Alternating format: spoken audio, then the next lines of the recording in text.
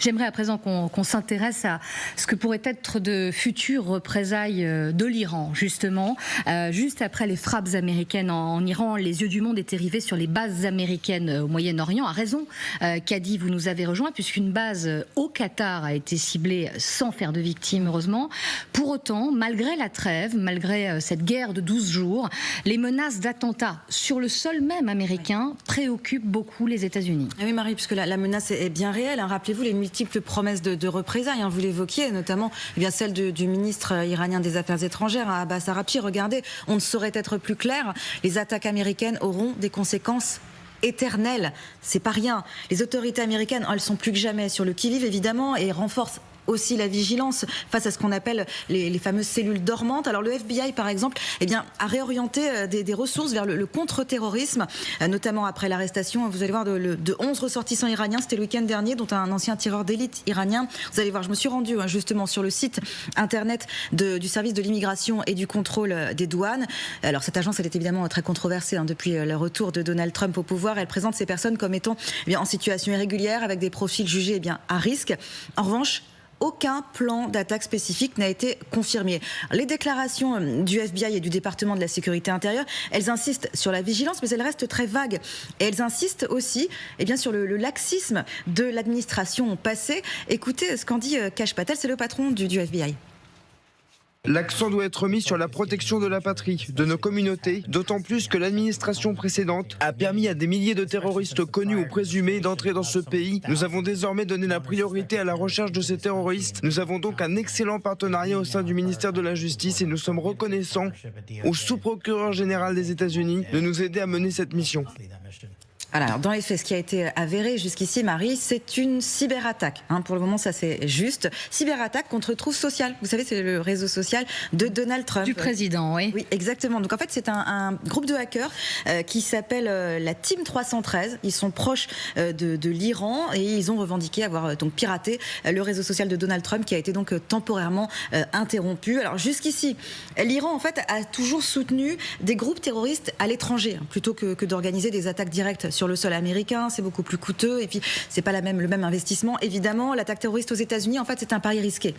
Malgré tout, l'Iran jusqu'ici privilégie davantage des actions indirectes via notamment ces fameux proxys, avec notamment les Houthis qu'on a beaucoup évoqués ces derniers mois, plutôt que des attaques directes. Ce serait en tout cas un changement majeur pour l'Iran de procéder de cette façon-là. Un changement majeur de stratégie aussi, Marie, ce qui est peu probable dans le contexte actuel. On le comprend bien, l'Iran fait tout pour éviter une guerre totale. Effectivement, David Benaïm, sur ces craintes de représailles. Très vite, évidemment, les Américains ont pensé à leur base, mais aussi a été donné le lendemain de ces frappes américaines sur les lieux de culte, sur les lieux dangereux, ce qui a été fait aussi d'ailleurs dans beaucoup de nombreux pays européens, dont la France. Ce n'est pas à prendre à la légère pour les autorités américaines aujourd'hui. Non, c'est pas du tout à prendre à la légère. Ces cellules dormantes, elles existent même en Israël. Il y a eu des arrestations qui ont eu lieu, notamment 3 Israéliens la semaine dernière qui avaient aucun lien entre eux, qui ont été arrêtés pour avoir donné des informations sur la future belle-fille de Benjamin Netanyahou, qui devait se marier avec son fils la semaine dernière et qui aurait donné des informations à des agents iraniens payés par crypto-monnaie. Il y a eu des arrestations également en octobre 2024 avec un réseau bien établi d'Israéliens également payés en crypto-monnaie. Donc ces cellules dormantes, elles existent et il y a de l'espionnage également, même à l'intérieur d'Israël. Avec ces révélations aussi, Richard Verly, on l'apprenait notamment via le Washington Post, que l'Iran a presque réussi à orchestrer en 2022 l'assassinat de Mike Pompeo en Europe. C'est ce que révélait un livre. C'est vrai que ça peut paraître effrayant, pris en compte évidemment par les autorités américaines. La menace, elle est réelle. Elle est réelle. Il y a peut-être des cellules dormantes, on pourrait même dire sans doute, compte tenu des liens, des relations absolument détestables entre les États-Unis et l'Iran depuis des décennies. On peut imaginer que l'Iran a des cellules aux États-Unis. Après, les capacités du régime iranien aujourd'hui d'orchestrer quoi que ce soit sont quand même extrêmement affectées. N'oublions pas non seulement il y a ces infiltrations en Iran, mais il y a la surveillance permanente de tout ce qui sort sort d'Iran. Je veux dire, toute communication qui sort d'Iran, on peut penser qu'elle est pieds enregistrés, décodée, etc. Donc c'est extrêmement difficile dans ces conditions de mener des actions. Et puis par ailleurs, quand même, soyons lucides, l'intérêt objectif de Trump et de son administration en ce moment, c'est de dire qu'il y a des cellules dormantes, c'est de dire que le pays est assiégé. Kash Patel est un directeur du FBI extrêmement controversé. Ça justifie ce qui s'est passé la semaine dernière. Ça justifie non seulement les frappes, mais ça justifie tout le face-à-face actuel de l'administration Trump avec la justice et tout ce qui est favorable à des mesures d'exception, ce qui est la politique de Donald Trump et pas seulement en ce qui concerne l'Iran. Ouais, avec des révélations aussi de nos confrères du Washington Post, Martin Gozlan. Des tueurs à gages iraniens ont tenté d'assassiner des responsables américains au cours de 3 fois au cours des 3 précédentes années de l'élection de Donald Trump. Pardonnez-moi, je lis ça dans le mauvais ordre. Oui, notamment Mike Pompeo. Absolument. C'est à Paris. Ouais. Et moi, ce que j'ai envie de dire, c'est que finalement, le terrorisme, c'est l'ultime proxy de Téhéran. Parce que tous les autres proxys ont été décapités, comme le Hezbollah. Ou très affaiblis, oui. Très affaiblis, bien sûr, parce qu'il reste, effectivement, les Houthis envoient toujours leurs missiles sur Israël, etc. Mais c'est quand même, quelle que soit la réalité ou pas, moi je pense qu'il y a quand même des menaces réelles sur le territoire américain, les réseaux d'influence de Téhéran en Europe sont là, ils sont bien là. Nous avons eu des exemples, alors dans un passé lointain, bien sûr, avec les attentats qui nous ont frappés en 1985 et 86.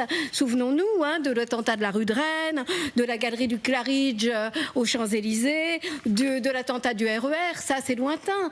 Mais il y a un projet d'attentat qui devait être gigantesque, qui devait tuer beaucoup de monde et qui a été désamorcé en juin 2018. Mais la question, c'était le projet d'attentat contre le meeting de l'organisation d'opposition, les Moudjahidines du peuple, à Villepinte.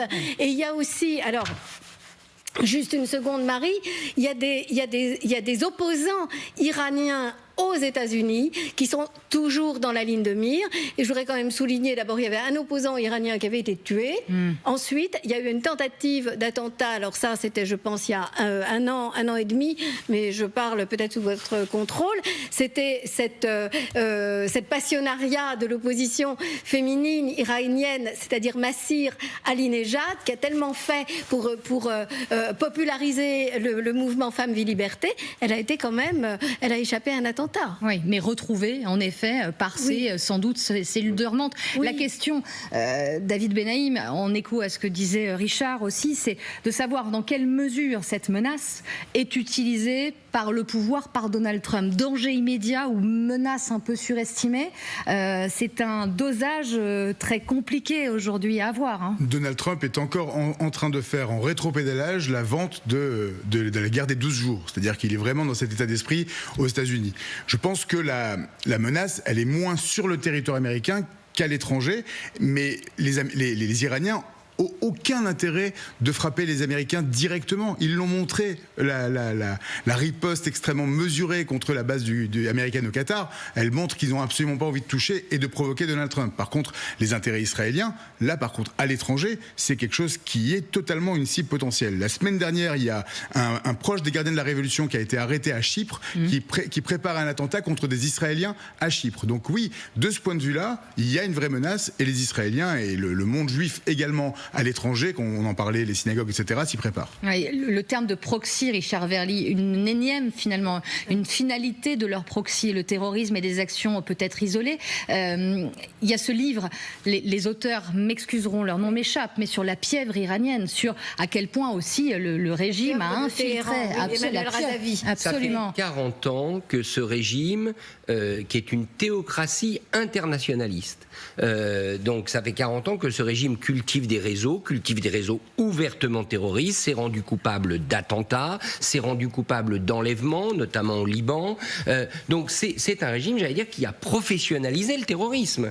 Donc ça ne disparaît pas comme ça en un clin d'œil ou en une guerre de 12 jours. C'est leur manière d'être, leur manière d'exister. Absolument. Ouais. Et puis il y avait sûrement quand même, enfin ça paraît très logique, des plans au cas où le régime iranien soit frappé. Maintenant, entre les plans qui peuvent exister, entre les cellules recul qui peut-être existe. Et le passage à l'acte, il y a quand même toujours une différence et le moment a son importance. Aujourd'hui, vous venez de le dire, objectivement, frapper le sol américain pour le régime iranien, c'est se mettre directement en danger, encore plus que maintenant.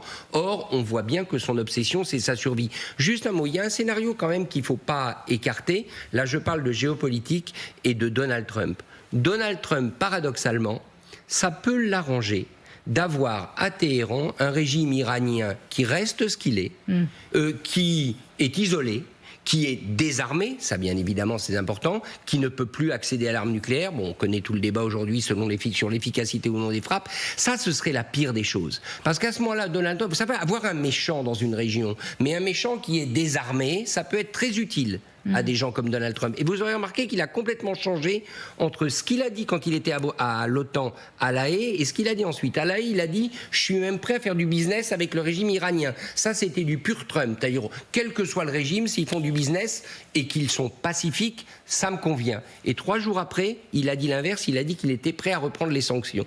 Donc ça, c'est une situation inquiétante. Ça nous ramènerait à ce qui a été une période très très peu glorieuse pour les États-Unis. C'est ce qui avait suivi la première guerre du Golfe, où les États-Unis étaient intervenus avec la France et des alliés pour enlever Saddam Hussein du Koweït et que pendant 10 ans, on avait eu un Irak mourant aux mains de Saddam Hussein jusqu'à la deuxième guerre du Golfe et un peuple irakien qui avait agonisé pendant 10 ans à la merci de Saddam Hussein parce que la communauté internationale avait décidé de l'isoler, de le sanctionner et de ne plus lui venir en aide. Martine Gozlan, quand vous entendez ce scénario-là, vous pensez qu'il n'est pas... On pense surtout, effectivement, ce qui est très préoccupant, c'est la situation des Iraniens. Ouais. Vraiment, c'est la situation des Iraniens. Parce que nous sommes en quelque sorte pratiquement en live avec une répression tous azimuts, avec des pendaisons, avec... donc, si vous voulez, laisser ce peuple dans cet état, c'est quelque chose d'effrayant. Et c'est pour ça que je pense qu'en fait, c'est une fausse paix. C'est vraiment un cessez-le-feu transitoire et que c'est une fausse paix. De toute façon, pour Israël, mais je ne sais pas ce que David Benaïm en pense, pour Israël, ils ne pourront pas laisser justement en suspens une menace nucléaire, puisque les experts parlent d'une possibilité de reprendre l'enrichissement de l'uranium avec ces 408 kilos qui sont dans la nature. Voilà. Et l'enrichissement de l'uranium, répète un certain nombre d'experts, c'est d'ailleurs, je crois que c'est Raphaël Grossi, le directeur de l'AIEA, dont toute la coopération avec le régime iranien a été suspendue, votée par le Parlement iranien, ratifiée par le Conseil des gardiens de la Révolution. Et là, toutes les caméras de l'ONU sur les sites ont été désactivées. Donc on n'a plus aucune visibilité sur ce qui se passe et sur le nucléaire, et sauf à travers les SOS que les opposants, que les Iraniens nous envoient sur les massacres. Alors là, on peut vraiment parler de massacres qui ont lieu au sein de ce peuple. Oui, effectivement, répression sanglante dans le pays, à ne pas oublier, parce que il est aussi extrêmement compliqué pour nous, journalistes, de travailler en Iran, compliqué voire impossible d'avoir et d'obtenir des visas pour travailler et rapporter ce qu'il se passe. David Benaïm, si on revient à notre thème de débat initial sur cette menace terroriste sur le sol américain, juste sur l'utilisation qui pourrait être particulièrement cynique faite par les autorités américaines, mais encore une fois d'un président élu sur le fait de ne pas intervenir, de ne plus faire de guerre. Encore une fois, agiter. Encore une fois, si elle est surestimée, cette menace-là lui sert aussi peut-être. Il a été également élu sur l'hypersécurité, l'ordre et la loi. La loi et la police, law and order, je traduis mal, mais c'est Donald Trump, c'est l'ordre républicain depuis toujours, il se l'est approprié pour le mouvement MAGA, mais je pense qu'il a encore une fois tout intérêt à continuer à parler de ça, à faire en sorte que ça justifie la guerre qu'il a fait contre l'Iran, les frappes, mais ça reste un non-interventionniste. Et quoi qu'il arrive, je pense que sa boussole c'est de ne surtout pas intervenir le plus possible. Il ne veut surtout pas qu'on puisse mettre de bottes de troupes sur place, sur le terrain. Et donc, une menace, une attaque terroriste sur le sol américain, ça pourrait être vu comme une déclaration de guerre. Oui, Richard Varly, là-dessus, d'ailleurs, on l'a vu avec le Qatar, ce qui s'est passé sur ces bases américaines, et on sait ô combien les intérêts américains dans la région sont nombreux. Oui, absolument. Non, après, il faut quand même le répéter, vous avez le régime à Téhéran dans des bunkers isolés avec la question qu'on se posait autour de l'ayatollah Khamenei, et puis vous avez ces cellules et ces réseaux extérieurs, ces proxys qui peuvent quand même prendre aussi des initiatives à un moment donné. Quand vous avez une dislocation de la chaîne de commandement, vous avez toujours des risques, sans parler des luttes d'influence, au sein du régime iranien. Certains peuvent être tentés, on a du mal à comprendre pourquoi, mais si ce n'est pour prendre le pouvoir, de provoquer une surenchère avec les États-Unis. Parce qu'une chose est certaine, c'est que s'il y avait un acte terroriste attribuable directement à l'Iran ou aux États-Unis, là, on peut penser que Ali Khamenei, le guide suprême, serait directement visé et que la représaille des États-Unis, voire d'Israël, peu importe, parce que ce qui compte, c'est la frappe, eh bien, ça serait de tuer Khamenei. Et là, l'objectif de guerre serait parfaitement assumé par les deux parties. Ce qui peut convenir à des rivaux de Khamenei qui, provoquant un engrenage, finalement, le font cibler. Donc, mais je crois que là, on est dans des spéculations. Pour le moment, le régime, c'est sa survie qui compte. Martine Gozlan le disait. Il a les moyens policiers de le faire. Ces moyens policiers sont intacts, il faut quand même le redire. Oui. Ces frappes, elles ont des une forme d'illusion. Été tuées, mais... Il y a eu des frappes israéliennes sur Téhéran. Il y a eu des frappes, la majorité des frappes sur des sites nucléaires ou des sites militaires. Ça veut dire que tout l'appareil de sécurité, il reste en place.